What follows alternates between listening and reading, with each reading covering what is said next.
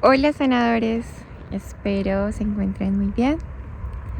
Hoy me encuentro caminando, una de mis actividades favoritas, mis hobbies, una de las actividades que más disfruto para encontrarme conmigo misma, no importa dónde esté.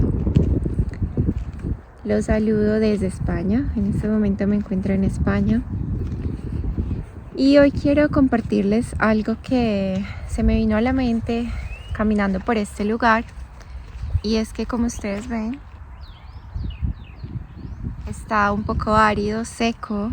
Bueno, a excepción de ese hermoso lago que tengo allí detrás mío y donde hay muchísimos patos. Bueno, en este momento creo que no están ahí, no se ven, pero ellos siempre están.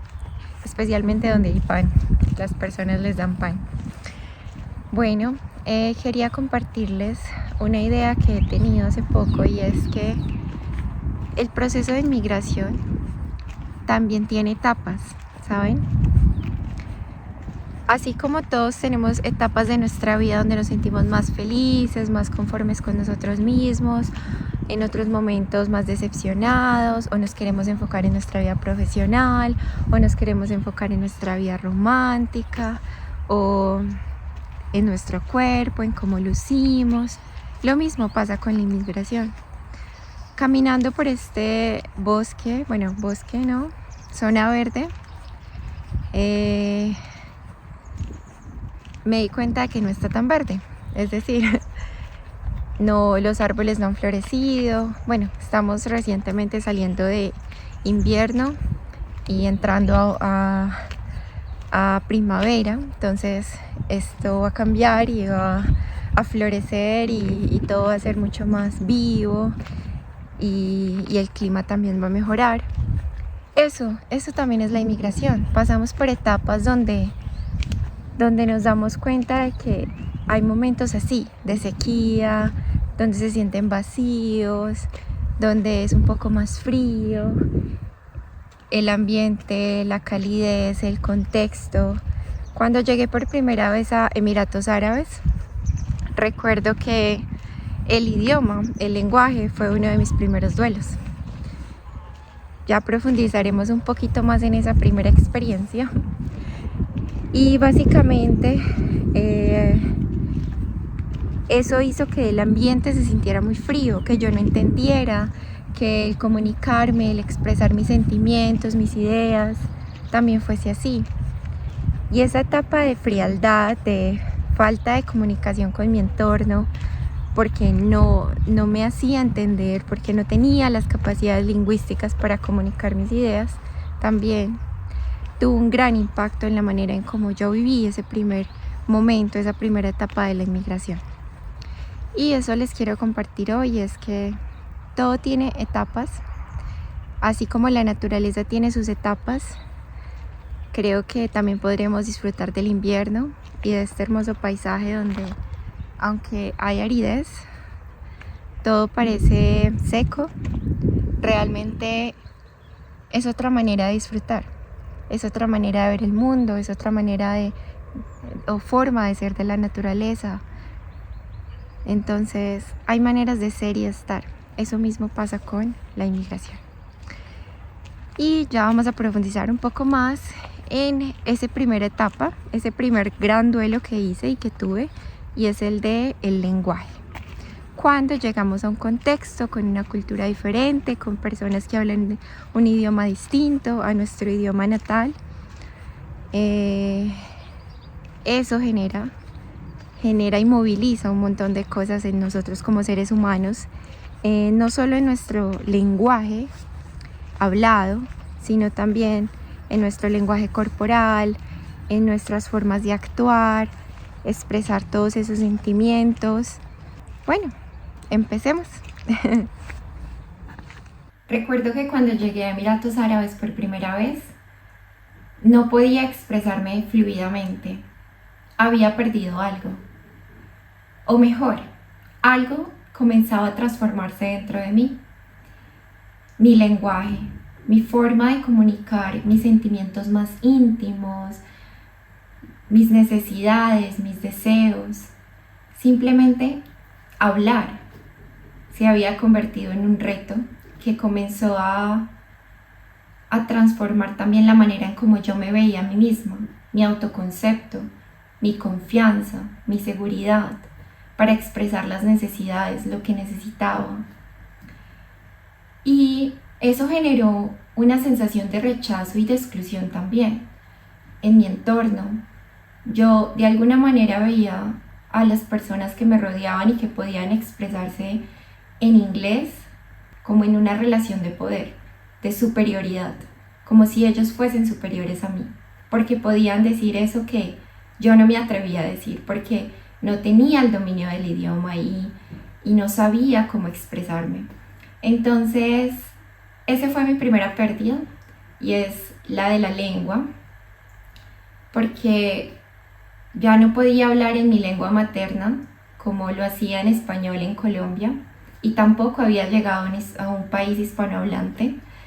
Así que ese día que llegué a Dubái, me bajé de ese avión que aterrizó aproximadamente a las 2 de la mañana, y recuerdo que no tenía celular, en mi celular datos o formas de comunicarme con mis padres o con la manager que me había contratado, ni con nadie de la empresa, porque estaba muy temprano, no me iban a responder y no tenía manera de comunicarme, y no sé por qué no pensé en la idea de llamarlos o bueno, en fin, ese día yo no sé por qué simplemente no usé el celular, pero me sentía muy insegura porque no entendía dónde estaba muy desubicada, confundida.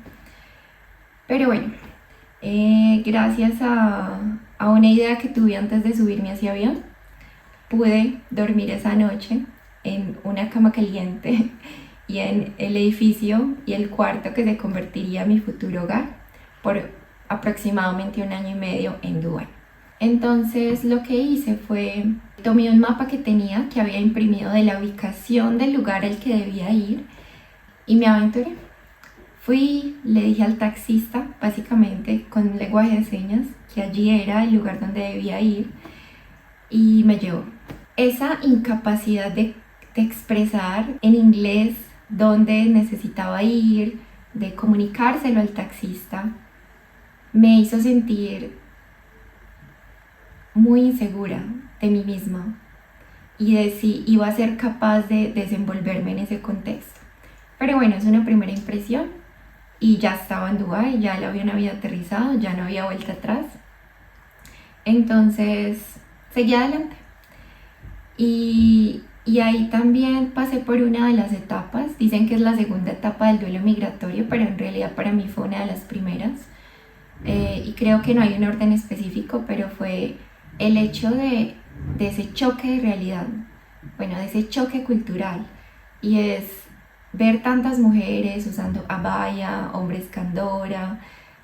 Yo me había dado cuenta que estaba en un país muy diferente esa misma noche a mi país, a lo que yo conocía, siendo el primer país en el extranjero que visitaba, y mi primera exposición a un contexto internacional. Entonces, yo ya no estaba en esa etapa de la luna de miel, bueno, no de primera mano, porque la luna de miel yo la vi más con Canadá, cuando deseaba irme para Canadá, porque idealizaba mucho la idea de la vida y de la calidad de vida que iba a tener en ese otro país. Pero en Dubái realmente, y bueno, en Emiratos Árabes, yo llegué en blanco, prácticamente, porque desconocía totalmente a qué iba a estar expuesta.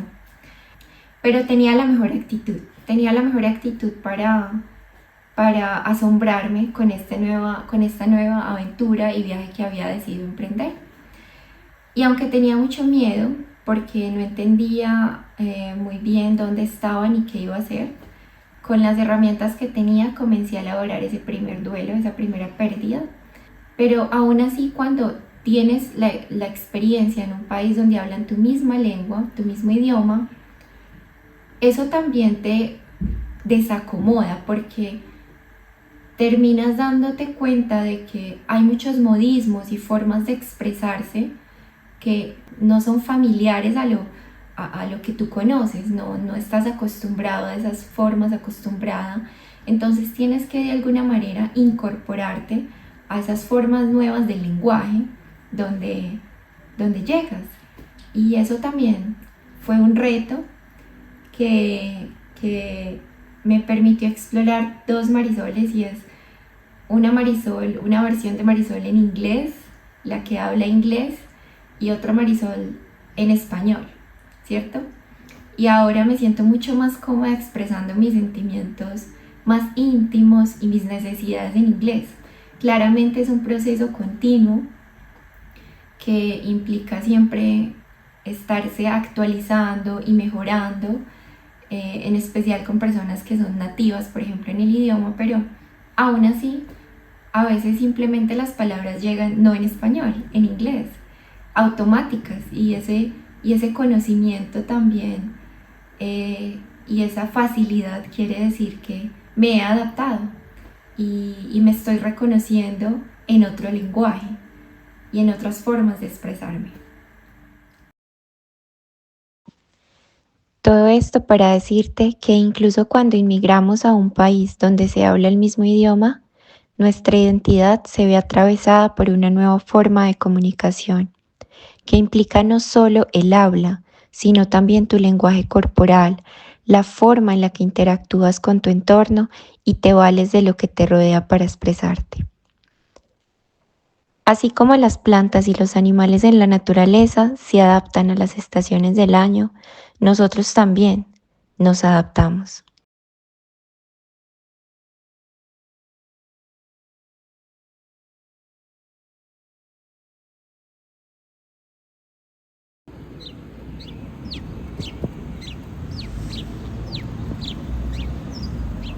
Escuchen el canto de los pájaros. Ellos siempre cantan hermoso, no importa la estación.